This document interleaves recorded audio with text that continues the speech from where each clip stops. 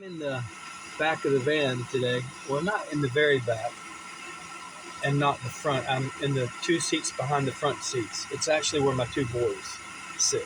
So this is what it looks like. It's a rainy day.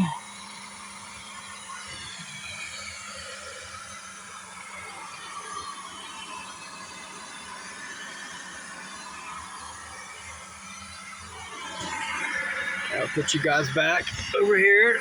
And I needed another cup of coffee, so I found some water.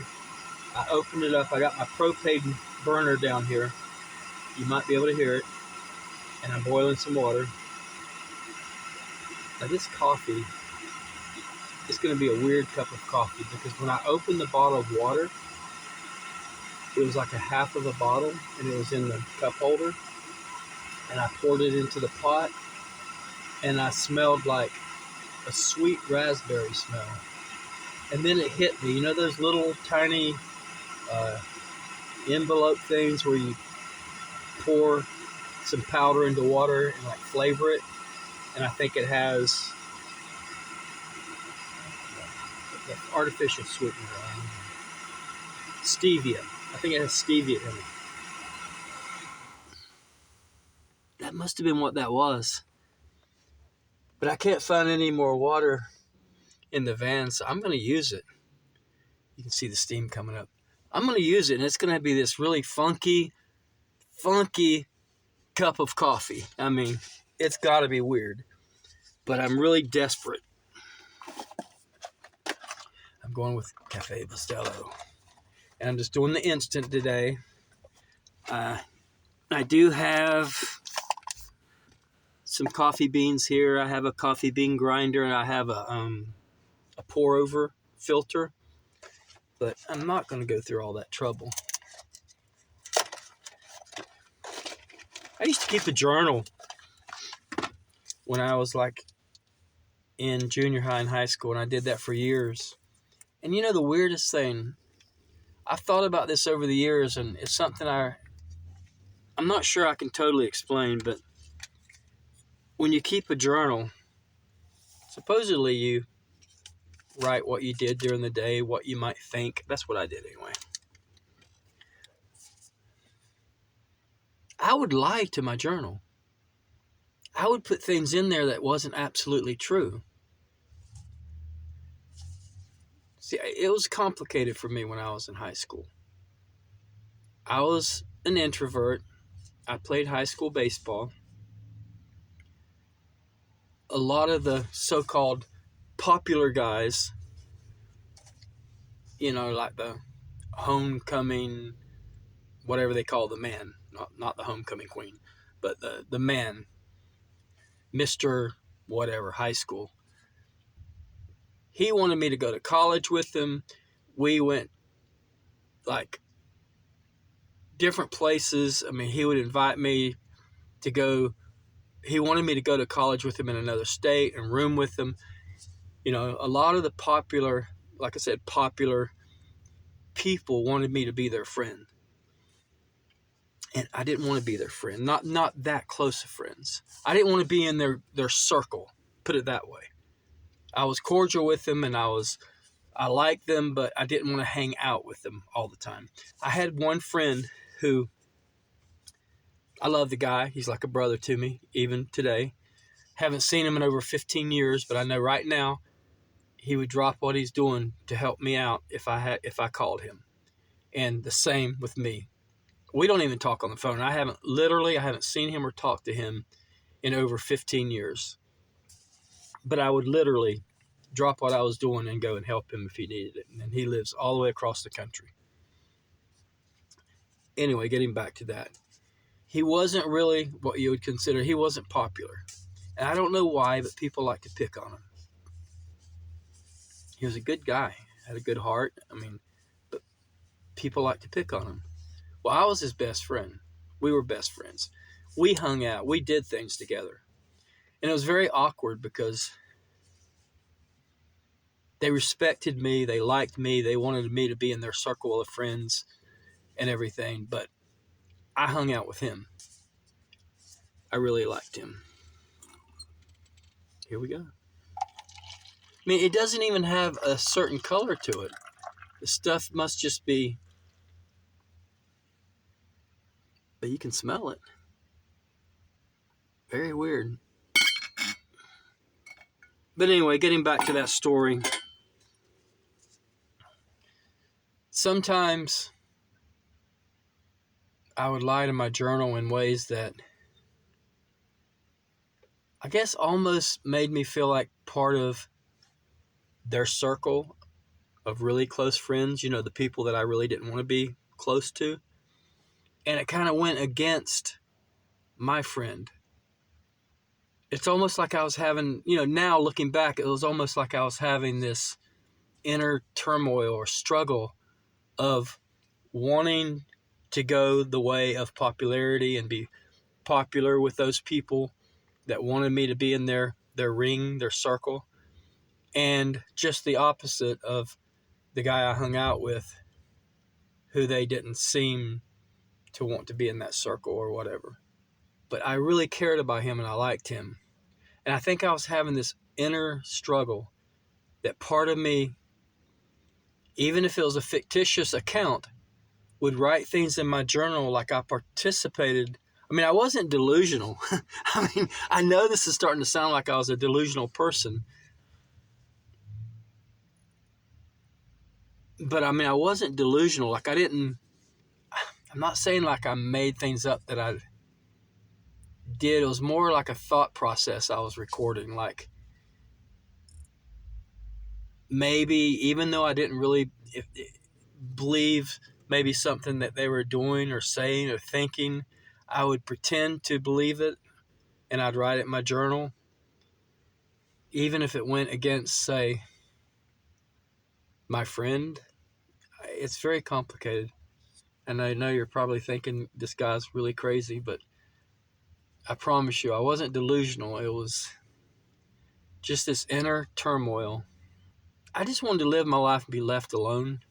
I didn't want to get involved in anything, really. I played baseball, but I wasn't like a member of clubs. People wanted me to join their clubs and be this, that, and I didn't. I didn't want to.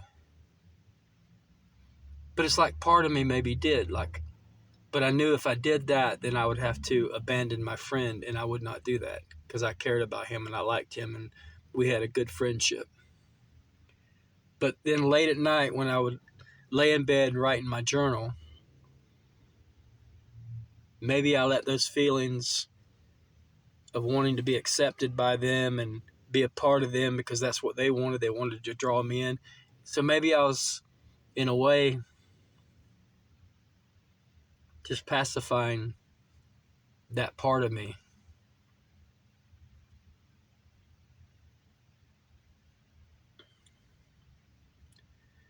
I don't know, it's complicated. I know you're wanting me to taste this coffee, so here, hold on. Oh. Whoa. Yeah, I can't drink that. It's... Oh my gosh. It's horrendous. It's horrible. I gotta dump it out. It's just extremely sweet and has this nasty coffee raspberry flavor. Oh my gosh, I didn't know it'd be that bad. I thought the coffee would like overpower it. Oh my gosh, it's the other way around. Those sticks must be strong. I literally can't drink it. Here it goes, man. Ooh. Oh. Well, there goes that cup of coffee. Oh my goodness. That was a waste of a Cafe Bustelo stick. Anyway, I look back at that and I'm not proud of it. I don't actually understand it. I guess a psychologist would have a field day with that. Hopefully not a psychiatrist, but maybe. But like I say, it was just an inner struggle I was having. I wanted to be really and truly, part of me wanted to let myself go and be in that popular ring of people because they kept trying to draw me in. But my true heart was with my friend and the things we did and the relationship we built and the friendship we built together. And it was just a struggle. And sometimes it came out in my journal that I wrote. And I would maybe pretend in my head that I was more a part of the popular group than I actually was, because I wasn't a part of it at all. But I might write things that might upset my friend if he saw it, if he read it. He'd be like, well, I can't believe that you were thinking that, when this was happening. And I would be like, well, actually, I wasn't. It's just, for some reason, I don't know why I wanted to record it that way. Okay, I don't know. It's very complicated. I mean, as I've gotten older, totally different. I wouldn't want to be a part of that popular group. Just like as I was getting older, I didn't want to drink with all the guys and do drugs. All the guys on the baseball team that would get together and smoke pot and drink, and some of them would even snort coke and stuff. I didn't want any part of that. There was no part of me that would write. I didn't keep a journal then, but I wouldn't be writing like, yeah, man, I snorted a line of coke today. No, I wouldn't do that, because as I got older, I became more confident in what I really, really wanted. And I didn't care what other people thought. I think that was part of it too when I was in high school. Maybe I did care what they thought. I don't know. But now I'm like, if you don't like me, I could not care less. Period. That's how I feel. If you do like me, cool. Great. Let's talk. Let's go out and have coffee. Maybe, And then if we hit it off, we'll have a second cup of coffee someday. If not, like you, you're okay, you're cool, but no thanks. Anyway, I try to instill this in my kids, that we're trying to raise them right in the church now, trying to give them good values, teach them good values, and I want them to stand tall, proud, and be good people. You don't do drugs. Of course, you don't partake in any criminal activity. Be an honorable person, a godly person, and who cares what people says? Because the world is filled with evil, and it's always going to be at war with the good in the world. You just have to stand tall, be tough, and say, I know who I am. I know who I am. And I don't need that. Anyway, I'm really depressed that coffee turned out like that. That was, whoa, so bad. And I'm scared now to look for any more water, because it's like, who knows what'll be in it. Hold on a second, I'm just going to look over here. Sometimes, there's literally no water. Hold on.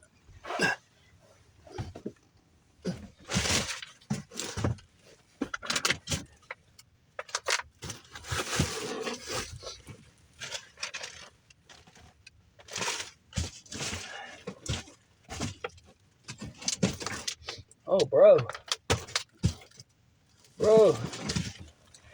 I found a gold mine. I found a lot of water. Heck yeah. These haven't even been open, I don't think. Fresh water. So I can make another cup of coffee. A real cup of coffee. Man, I'm so happy now. It doesn't take much to make me happy. But I am going to rinse this pot out because I don't want any remnants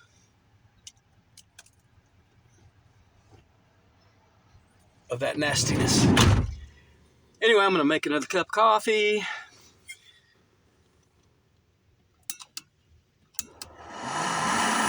Whoa!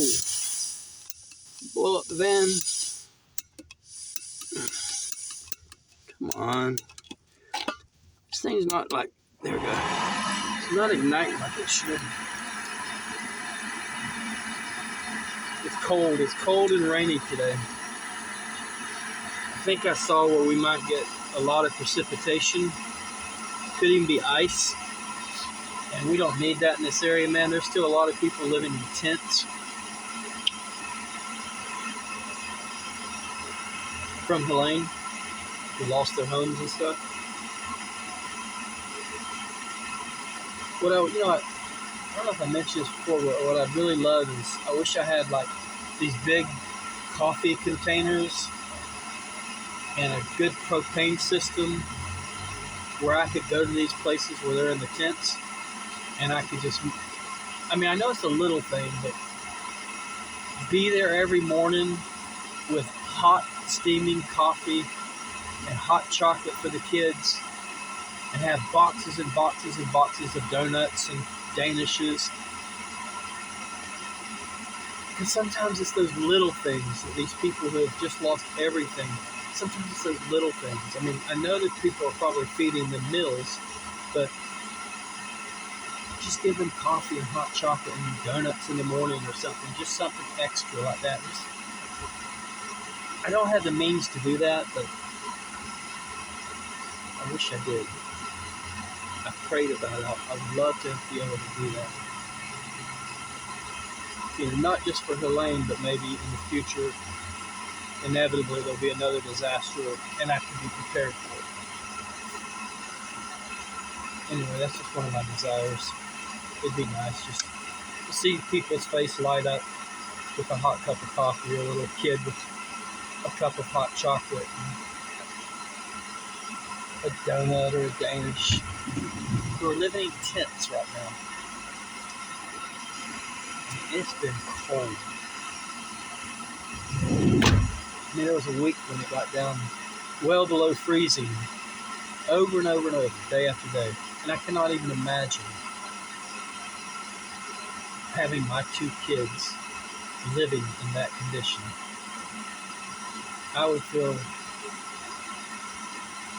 I don't know what I'd feel as a parent. I'd probably cry every day. Probably go into the woods and cry. And just cry out to the Lord like, just help me. But,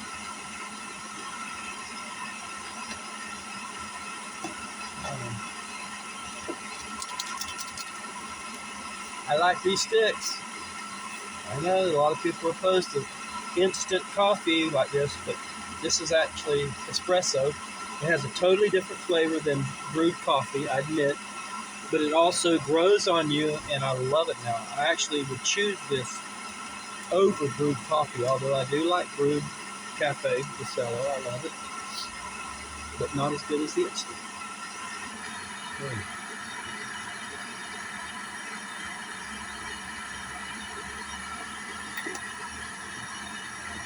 Cheers. There you go. The real stuff. Not tainted with raspberry and whatever the other stuff is I said it has in it. Sweetener. What was it?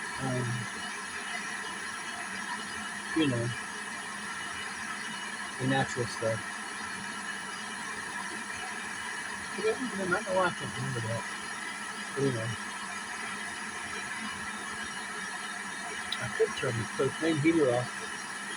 It's actually warming it up in here. Whew. Feels good to my hands. Anyway, I'm going to go, guys. I appreciate you joining me.